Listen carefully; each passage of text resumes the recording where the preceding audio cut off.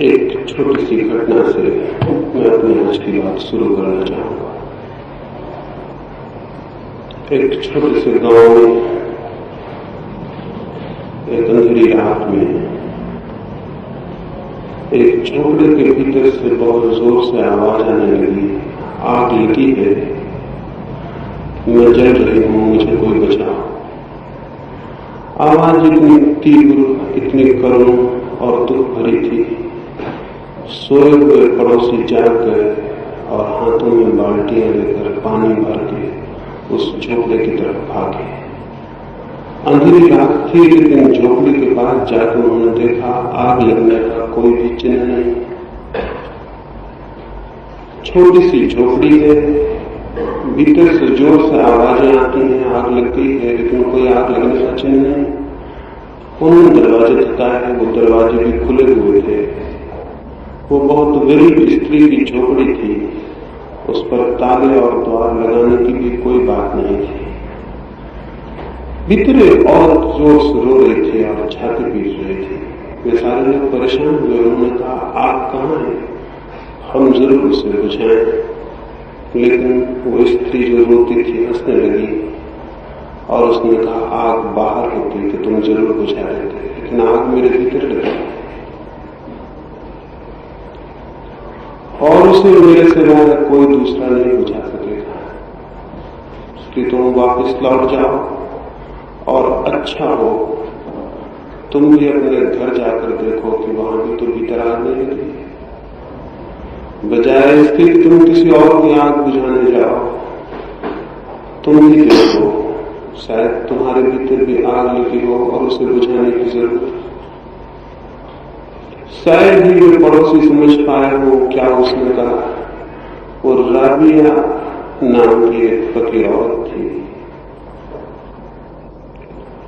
करीब करीब मनुष्य के भीतर सदा से एक आग लगी हुई है।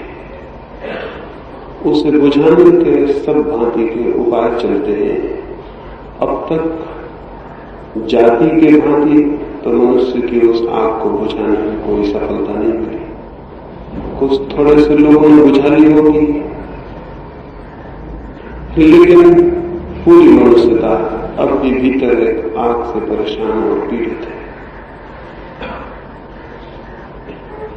जैसे उस रात उस बूढ़ी औरत की आग को बुझाने के लिए लोग बाल्टियां लेकर दौड़े, करीब करीब उस आग को बुझाने के लिए अब तक जो प्रयास हुआ है वो भी ऐसा ही है। आग भीतर है, बुझाने की कोशिश बाहर है। इस बुझाने की, बाहर की बुझाने की कोशिश से विज्ञान का जन्म हुआ है। आग भीतर है, मनुष्य की पीड़ा भीतर है, उसका दुख, उसकी चिंता और संताप भीतर है, और बाहर से उसे बुझाने के जो उपाय चल रहे हैं उनसे विज्ञान निरंतर विकसित हुआ, खड़ा हुआ। विज्ञान तो खड़ा हो गया। इधर सैकड़ों वर्षों के मनुष्य के श्रम ने विज्ञान की बड़ी उन्नति के शिखर स्पष्ट कर लिए, जीत लिए, लेकिन आग जहां थी वहीं है। शायद आज उसकी पीड़ा और भी गहरी हो गई है। इसलिए पीड़ा और गहरी हो गई है कि हमारी जो आशा और आकांक्षा थी कि शायद बाहर के जगत में हमारी खोज, हमारा ज्ञान, हमारी समृद्धि उस आग को बुझा देगी, अब वो भी निष्फल हो गई है, वो आशा भी टूट गई है। सभ्यता की बाहर एक तीव्रतम संभावी विकास हुआ है, लेकिन मनुष्य भीतर और भी दरिद्र दिखाई पड़ने लगा है, क्योंकि बाहर इतना विकास हुआ है और भीतर मनुष्य वही का वही है। और इस दरिद्रता के बड़े घातक परिणाम आने शुरू हुए। पिछले थोड़े से वर्षों में 2 महायुद्ध हुए और 2 महायुद्धों में कोई 10 करोड़ लोगों की हमने हत्या की। 10 करोड़ छोटी संख्या नहीं है। एक भी परिजन मर जाता है तो हम जानते हैं क्या होता है। 10 करोड़ लोगों की हत्या, और फिर तो उसके बाद जो तैयारी चली है उसमें शायद हम पूरी मनुष्य जाति को भी समाप्त कर लें, ये भी हो सकता है। मरने के कुछ ही दिन पहले आइंस्टीन को किसी ने पूछा था कि तीसरे महायुद्ध में किन अस्त्र शस्त्रों का प्रयोग होगा। आइंस्टीन ने कहा कि तीसरे के बाबत तो मैं कुछ भी नहीं कह सकता, लेकिन चौथे के बाबत निश्चित है। उसने पूछा, वो हैरान हुआ। उसने कहा कि तीसरे के बाबत कहने में असमर्थ हैं तो चौथे के बाबत कैसे कहेंगे। आइंस्टीन ने कहा, दो बातें तय हैं। पहली बात तो ये कि चौथा महायुद्ध जहां तक होगा ही नहीं। उस आदमी ने पूछा कि क्या ये हो जाएगा कि मनुष्य लड़ना छोड़ देगा। आइंस्टीन ने कहा, नहीं, मनुष्य के बचने की तीसरे युद्ध के बाद कोई संभावना नहीं। चौथा महायुद्ध इसलिए नहीं होगा कि मनुष्य ही नहीं होगा, और अगर हुआ भी कभी चौथा महायुद्ध कभी, तो तीसरे और चौथे महायुद्ध में हजारों वर्षों का फासला होगा, और जो चौथे महायुद्ध में अस्त्र शस्त्र प्रयोग होंगे वे वही होंगे जो पहले महायुद्ध में प्रयोग हुए होंगे, पत्थर के, लकड़ी के औजार। ये डर और ये संभावना खड़ी हो गई है कि शायद पूरी मनुष्य जाति समाप्त हो जाए। विज्ञान के इतने उत्कर्ष के बाद मनुष्य के भीतर अगर उसकी आत्मा विकसित न हुई हो तो शक्ति अविकसित हाथों में खतरनाक हो जाती है। नादिर शाह हिंदुस्तान की तरफ आता था, तब रास्ते में एक बहुत बड़े ज्ञानी से उसका मिलना हुआ, और उस नादिर ने पूछा उस ज्ञानी को कि मैं सुनता हूं कि दिन में नींद लेना बुरा है, बहुत ज्यादा सोना बुरा है, क्या आप मुझे बता सकेंगे कि बहुत ज्यादा सोना बुरा है या कम सोना अच्छा है? उस वृद्ध ने कहा, ये एक एक आदमी पर अलग अलग निर्भर होगा। तुम जैसे लोगों का बहुत ज्यादा सोना अच्छा है, क्योंकि तुम जागे रहोगे तो कोई न कोई उपद्रव होगा, कोई न कोई परेशानी होगी। बुरे लोग सोए रहे तो अच्छा है। ऐसे ही अज्ञानी मनुष्य के हाथ में शक्ति न आए तो अच्छा है। अज्ञान भीतर हो और शक्ति हाथ में आ जाए तो सिवाय दुर्घटना के और कुछ भी नहीं हो सकता। विज्ञान में शक्ति भी है, लेकिन मनुष्य के भीतर वो शांति नहीं जो उस शक्ति का सम्यक उपयोग कर सके। उसके भीतर तो परेशानी बढ़ती चली गई है, और उसकी परेशानी का एक ही परिणाम हो सकता है, और ये आप स्पष्ट रूप से ख्याल में ले लें कि जो आदमी परेशान है, भीतर दुखी है, भीतर चिंतित है, कष्ट में और पीड़ा में है, उस मनुष्य का एक ही सुख होता है, केवल एक ही सुख, और वो ये कि वो दूसरों को भी पीड़ा में डाल दे और कष्ट में डाल दे। जो मनुष्य दुखी है उसका एक ही सुख होता है कि वो दूसरों को ज्यादा से ज्यादा दुख में डाल दे। इसके अतिरिक्त उसकी सुख की और कोई कल्पना नहीं होती है। मनुष्य है भीतर दुख में और आग लगी है उसके आत्मा में, तो विज्ञान की शक्ति बड़ी खतरनाक है। इसके द्वारा उसे मौका मिल गया है कि वो दूसरों को कितने भी कष्ट में डाल दे। और इधर हम 50 वर्षों से निरंतर इसी की खोज कर रहे हैं कि हम ज्यादा से ज्यादा दुख, ज्यादा से ज्यादा मृत्यु लाने में कैसे सफल हो सकते हैं। ये हैरानी की बात है। जरूर ही मनुष्य का चित्त कुछ रुग्ण होगा, बीमार होगा, विक्षिप्त होगा, अन्यथा मृत्यु को लाने की इतनी आयोजना और इतना चिंतन नहीं हो सकता था। एक छोटी सी, एक बिल्कुल झूठी कहानी कहूंगा, फिर इस संबंध में कुछ और जो बातें मुझे कहनी है वो मैं आपको कहूं।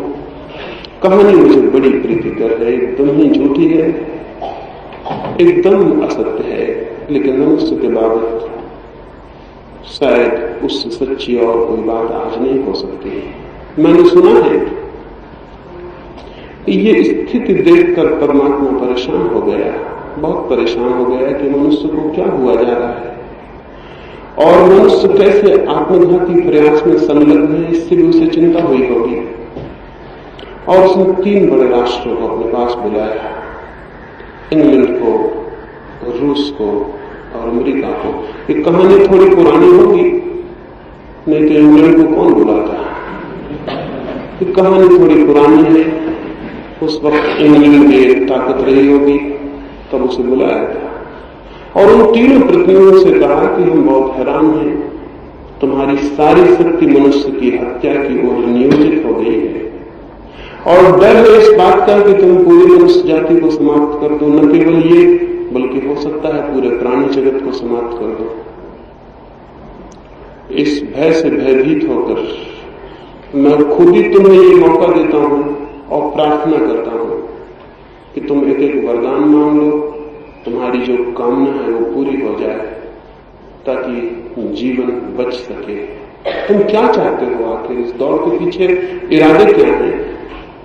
अमेरिका के प्रतिनिधि ने कहा कि हे परमात्मा, हमारी बड़ी कोई आकांक्षा नहीं, बड़ी छोटी आकांक्षा है, पूरी हो जाए तो हम निश्चिंत हो जाएं और ये सब उपद्रव भी बंद हो जाए। ईश्वर ने कहा कहो, तुम कहो, मैं पूरा कर दूं। शायद उसे भी कल्पना नहीं थी कि वो क्या कहेगा। उस प्रतिनिधि ने कहा कि हे पिता, छोटी सी इच्छा पूरी कर दें, दुनिया तो हो लेकिन दुनिया में रूस का कोई निशान न रह जाए, फिर और कोई उपद्रव नहीं, फिर सब शांति हो जाए। एक ही कठिनाई है जिससे जीवन उलझ गया है और वो ये रूस का होना है। ईश्वर ने बहुत वरदान दिए हैं, पुराणों में कथाएं हैं, लेकिन ऐसा कोई वरदान कभी मांगा ही नहीं गया था। वो बहुत हैरान हुआ, उसने रूस की तरफ आंखें घुमाई और रूस के प्रतिनिधि ने कहा महानुभाव, या हो सकता है कहा हो कामरेड, मुझे पता नहीं, ये भी हो सकता है कहा हो कामरेड। कहा महानुभाव, एक तो हमें विश्वास नहीं कि आप हो। कोई वर्ष हुए, कोई 50 वर्ष हुए हमने अपने मंदिरों और मस्जिदों से और गिरजाघरों से आपको निकाल के विदा कर दिया और हमारे देश में आपकी कोई पूजा नहीं होती और कोई दिए नहीं जलाए जाते और कोई फूल नहीं चढ़ाए जाते।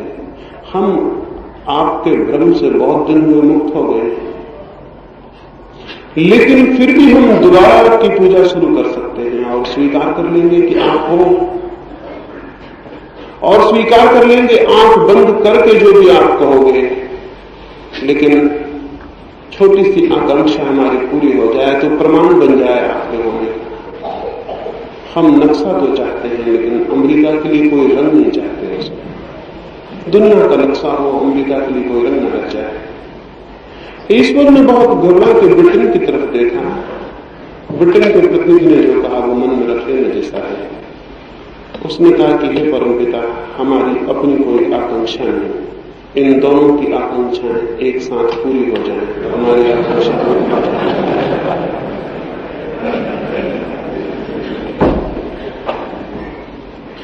ऐसी स्थिति हो, और ये कहानी तो एकदम झूठ है, लेकिन ये स्थिति झूठ नहीं, ऐसा ही हमारे मनों में चल रहा है। ऐसे ही विनाश को हम उत्सुक हैं और इसमें कोई ब्रिटेन और अमेरिका और रूसी सम्मिलित हो तो गलती हो जाएगी। हम भी, सारी दुनिया के सभी लोग, चाहे वे कहीं रहते हो दुनिया के किसी कोने में, उन सबकी आकांक्षा दूसरों को कष्ट और दुख देने की और मिटा देने की है। राष्ट्रों के तल पर यह चलता है, व्यक्ति के तल पर भी यही चलता है। आप एक बड़ा मकान बना लेते हैं और बड़े प्रसन्न हो जाते हैं। इस ख्याल में न रहे कि बड़े मकान से आपको प्रसन्नता मिल रही है, किन्हीं लोगों के मकान आपने छोटे कर दिए होंगे, उससे प्रसन्नता मिल रही है। और अगर कोई और बड़ा मकान आपके करीब खड़ा हो जाए तो यही बड़ा मकान जिसमें आप हैं आपको दुख देने का कारण हो जाए। जब हम किसी का मकान छोटा कर पाते हैं तो प्रसन्नता मिलती है, और जब हम किसी को पीछे छोड़ पाते हैं तो प्रसन्नता मिलती है, और जब हम जीवन में किसी को लंगड़ा कर देते हैं, पंगु कर देते हैं तो प्रसन्नता मिलती है। दुखी चित्त का एक ही लक्षण है, वो दूसरे को दुख देकर प्रसन्न होता है, और आनंदित चित्त का भी एक ही लक्षण है, वो आनंद को बांट के प्रसन्न होता है। जो हमारे पास है वही तो हम बांटेंगे, वही हम बांट सकते हैं। दुख मनुष्य के भीतर गहरा है और विज्ञान ताकत उसके हाथ में अपरिसीम दे दिया तो खतरा होगा। दुख देने की क्षमता हमारी बढ़ गई और भीतर हम दुखी हैं। मृत्यु को लाने की क्षमता हमारी बढ़ गई और भीतर हम दुखी हैं। जीवन को विनष्ट करने की क्षमता हमारी बढ़ गई और हमारे भीतर कोई आनंद, कोई सौंदर्य, कोई संगीत नहीं। तो परिणाम ये होना स्वाभाविक है। विज्ञान की शक्ति की खोज अपने आप में घातक सिद्ध हो गई, लेकिन मनुष्य का मन कुछ एक्सट्रीम्स में, कुछ अतियों में डोलता है। ऐसे देश और ऐसी संस्कृतियां भी रही जिसे हम खुद, जिन्होंने इसी तरह अतिशय से, इसी तरह एक्सट्रीम पर धर्म की भी खोज की है। और मैं ये निवेदन करना चाहूं, धर्म अकेला भी घातक सिद्ध हो जाता है। कोई ये न सोचे कि विज्ञान अकेला घातक सिद्ध हो जाता है, धर्म अकेला भी घातक सिद्ध हो जाता है। इसलिए धर्म अकेला घातक सिद्ध हो जाता है कि भीतर शांति तो बढ़ती है, लेकिन बाहर अशक्ति, कमजोरी, दीनता और दरिद्रता का राज्य हो जाता है। और अब तक दुनिया में जो भी संस्कृतियां विकसित हुई हैं, उनमें से कोई भी संस्कृति इतनी पूर्ण नहीं रही कि उसने भीतर और बाहर के बीच एक संतुलन और समन्वय खोज लिया।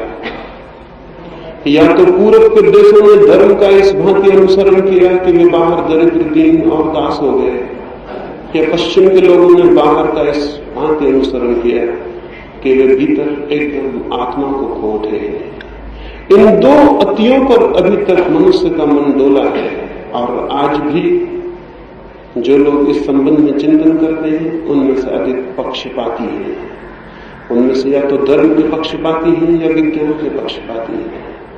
मेरा निवेदन है कि मनुष्य के बाबत इस तरह के पक्षपात घातक हैं, और हमें मनुष्य को उसकी समग्रता में, उसकी पूर्णता में देखना और अंगीकार करना चाहिए। मनुष्य न तो केवल शरीर है और न केवल आत्मा। अगर वो शरीर मात्र ही होता तो विज्ञान पर्याप्त था, अगर वो आत्मा मात्र ही होता तो धर्म पूरा था। लेकिन मनुष्य दोनों का एक अद्भुत सम्मेलन, दोनों के एक अद्भुत संतुलन, दोनों की एक अद्भुत कीमिया से पैदा हुई इकाई है। इसलिए उसका जीवन और उसकी संस्कृति और उसकी सभ्यता यदि किसी एक को चुनाव करेगी तो भटक जाएगी।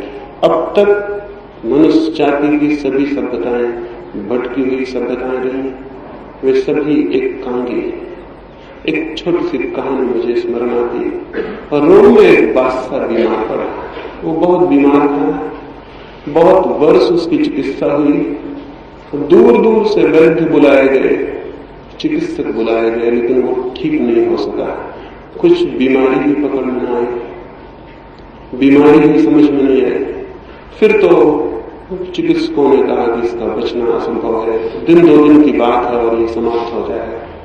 उसकी आंखें भी खुलनी बंद हो गई, उसकी श्वास भी डूबने लगी, वो करीब करीब बिस्तर पर अधमर्त होकर पड़ रहा।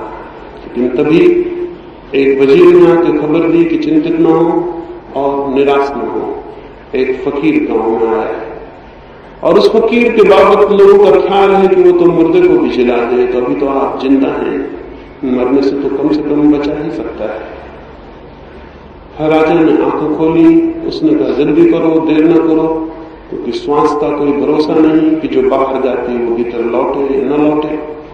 वे भागे हुए उस फकीर को लेकर आए। उस फकीर ने कहा ये तो कोई बड़ी बीमारी ही नहीं है, और इसलिए चिकित्सक असफल रहे, क्योंकि बीमारी थी ही नहीं, तो वो बीमारी खोज कैसे पाते। और उन्होंने जो दवाएं दी हैं, उन दवाओं ने इस आदमी को मरने के करीब पहुंचा दिया है, बीमारी ने नहीं। इसका तो बड़ा सीधा सा इलाज है। राजा जो कि महीनों से पड़ा था उठ के बैठ गया और उसने कहा कौन सा इलाज? उस फकीर ने कहा बड़ा सीधा और सरल, इस बड़ी राजधानी में जाओ और किसी ऐसे आदमी के वस्त्र ले आओ जो सुखी भी हो और समृद्ध भी, और उसके वस्त्र से पहना हो, बस ये रात बीतते बीतते स्वस्थ हो जाए। वजीर नाच उठे खुशी से, महल के बुझे दिए जला दिए गए, महल में गीत और नाच होने लगे। तो बड़ी खुशी की बात थी, इलाज आसान था। वजीर भागे किसी ऐसे आदमी के वस्त्र लेने जो सुखी भी हो और समृद्ध भी। लेकिन जैसे जैसे जिन जिन भवनों में हो गए, हर भवन से लौटते वक्त उनकी निराशा बढ़ती गई। जिसके पास भी वो गए उसने कहा कि मैं अपने प्राण दे दूं राजा को बचाने के लिए, लेकिन मेरे वस्त्र कारगर नहीं होंगे। समृद्धि तो मेरे पास है, लेकिन सुख से मैं अपरिचित हूं। धन मेरे पास है, भवन, बड़ी शक्ति, लेकिन बड़े पद, लेकिन सुख मैंने अभी जाना नहीं, अभी कामना करता हूं, सपने देखता हूं, उसे पाया नहीं। हर भवन से लौटते वक्त वे निराश होते गए। धीरे धीरे सांझ हो गई, सूरज ढलने लगा और वे वजीर इकट्ठे हुए और उन्होंने कहा कि राजा का बचाना तो मुश्किल मालूम पड़ता है, हम तो भ्रम में थे। उनके साथ जो नौकर दौड़ रहा था दिन भर, उसने कहा ये तो मैं उसी वक्त समझ गया था कि ये नहीं हो सकेगा, क्योंकि जब राजा के वजीर ही किसी और के कपड़े लेने जा रहे थे तभी मुझे शक हो गया, क्योंकि अगर ये होने वाला होता तो राजा के वजीर ही अपने कपड़े दे देते। तुम जब दूसरों से कपड़े मांगने गए तभी मुझे शक हो गया था कि ये इलाज होगा नहीं, राजा मरे, किस मुंह से राजा के पास जाए। तो सोचा अंधेरा हो जाए, सूरज ढल जाए तो चले। सूरज ढले, वे राजमहल की तरफ चले। राजमहल के पीछे ही नदी बहती थी और वहीं उन्होंने बांसुरी की आवाज सुनी। दूर नदी के उस पार कोई पत्थर पर बैठ के बांसुरी बजाता था। उसके स्वर में कुछ ऐसा जादू, कुछ ऐसा आनंद था, कुछ ऐसे सुख की गंध थी। उन्होंने सोचा अंतिम प्रयास और करें, हो सकता है यह आदमी सुखी हो। इसके स्वर इतने आनंद से भरे हैं, इतने प्रेम से, इतनी खुशी से। वे गए और अंधेरे में जाकर उस आदमी के हाथ जोड़ के खड़े हो गए और उन्होंने कहा हमारा सम्राट मृत्यु के करीब है और हमें ऐसे आदमी की खोज में है जो सुखी हो, उसके वस्त्रों से हमारा राजा ठीक हो जाए, क्या तुम अपने वस्त्र देने की कृपा करोगे? वो आदमी हंसने लगा। उसने कहा सुखी तो मैं हूं, लेकिन अंधेरे में आपको दिखाई नहीं पड़ रहा, मैं नग्न बैठा हूं, मेरे पास वस्त्र नहीं है। फिर वो राजा मर गया, क्योंकि कुछ लोग मिले जो समृद्ध थे लेकिन सुखी नहीं थे, और एक आदमी मिला जो सुखी था लेकिन समृद्ध नहीं था, और वो राजा मर गया। और मनुष्य भी इसी तरह की बीमारी से पीड़ित है और करीब करीब मरने के करीब खड़ा है, और अभी तक कोई ऐसे वस्त्र नहीं मिल पा रहे हैं जो सुखी और समृद्धि दोनों को अपने भीतर समेटते हो। या तो आंतरिक शांति की खोज होती है, तब बाहर सब दरिद्र और दीनहीन हो जाता है, जैसा इस देश में हुआ, पूर्व के और देशों में हुआ। और या फिर समृद्धि की खोज होती है और सुख क्षीण हो जाता है, सुख के सब तंत्र टूट जाते हैं। ये इसलिए हुआ है कि हमने बाहर और भीतर को विरोध की तरह देखा। ये इसलिए हुआ है कि हमने शरीर और आत्मा को शत्रु की तरह देखा। ये इसलिए हुआ है कि हमने सुख की खोज को एक अखंड खोज नहीं